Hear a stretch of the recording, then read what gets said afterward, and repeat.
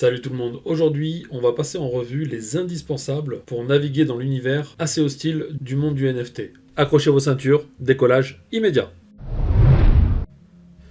Allez, premier outil indispensable, NFT Calendar, calendrier de date de création de NFT. En gros, lorsqu'un projet se lance, vous allez pouvoir minter votre NFT en échange de crypto. Ça peut être de l'Ether, du Solana, de l'ADA, etc.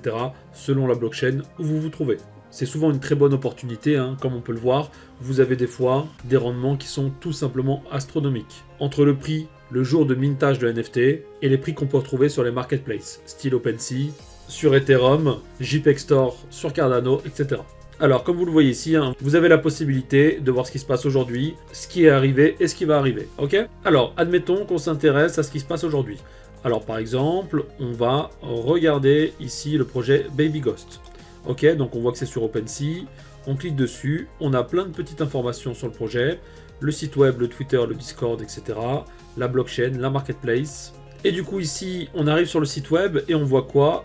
On voit que les Baby Ghost NFT sont déjà vendus. Pour les retrouver, il va falloir du coup aller sur la marketplace, vous ne pouvez plus les minter, du coup les avoir à un prix abordable. Et du coup, voyons voir ce qui se passe en direct.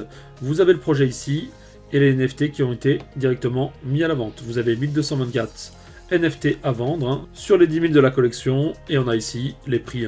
Vous pouvez classer les prix du moins cher au plus cher, les NFT du plus rare au moins rare, et on voit que le floor price, c'est 0,0.3 Ether. Ok ? Voilà, sympathique ces petits Baby Ghost. Du coup, méfiez-vous quand même, y a énormément de NFT qui sortent tous les jours. Vous savez comment ça se passe concrètement, si le NFT n'a pas beaucoup d'utilité, vous allez concrètement que jouer sur le buzz du projet.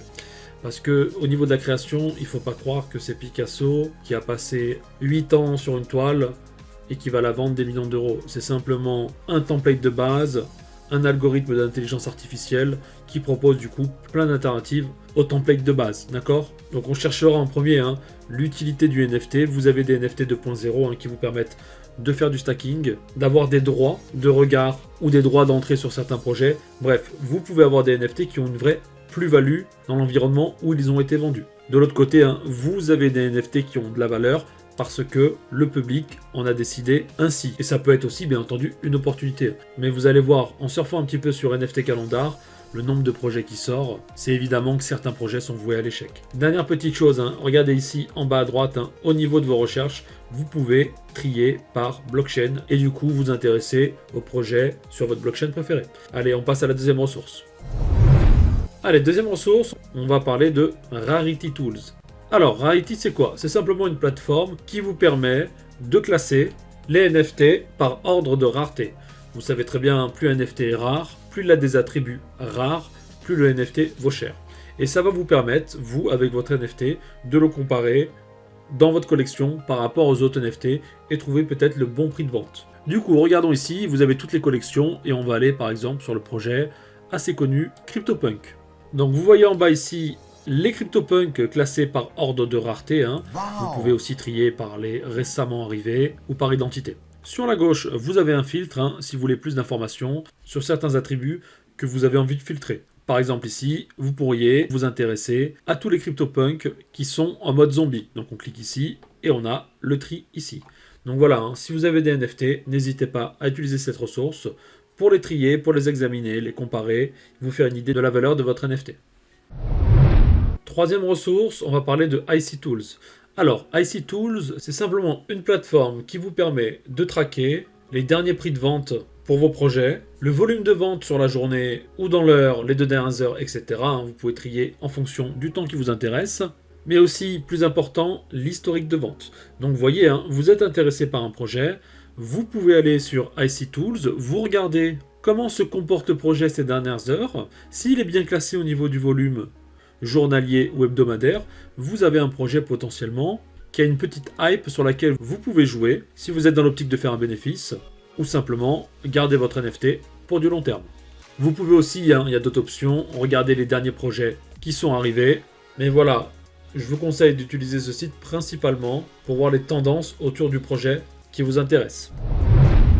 En complément du site précédent, on va parler maintenant de NFT Stats. Alors NFT Stats c'est quoi? Ça résume de façon statistique les meilleures ventes, vous donne une vision du marché du NFT instantané et les tendances autour des NFT. Vous pouvez y trouver les NFT qui se vendent super bien et ceux qui ne se vendent pas du tout. Vous pouvez trouver les records de vente et peut-être le prochain projet qui va exploser. Donc je vous invite vous-même à jeter un petit coup d'œil. L'idée c'est de vous familiariser avec la plateforme, les mots ne remplacent pas l'expérience. Ensuite, parlons de NFT Price Floor. Alors NFT Price Floor, comme son nom l'indique, ça vous permet simplement de regarder le plus bas prix pour une collection de NFT. On voit par exemple que pour la collection Ultra IP Bored Ape Yacht Club, le plus petit prix est de 77,99 Ether. Je sais, ça calme. Multipliez à peu près ça par 2700 et ça vous donne la valeur la moins chère de cette collection. On a CryptoPunk en dessous, bref c'est un tracker de prix d'entrée pour vos projets. Ici, si vous êtes plutôt ambiance coopération, vous avez le site PartyBid. Ça vous permet finalement de former une équipe pour pouvoir acheter un NFT que vous ne pourriez pas acheter tout seul. Donc je vous laisse aussi visiter le site, c'est assez instinctif, il n'est pas très compliqué. C'est simplement une façon plus carrée de faire équipe pour rentrer sur un projet.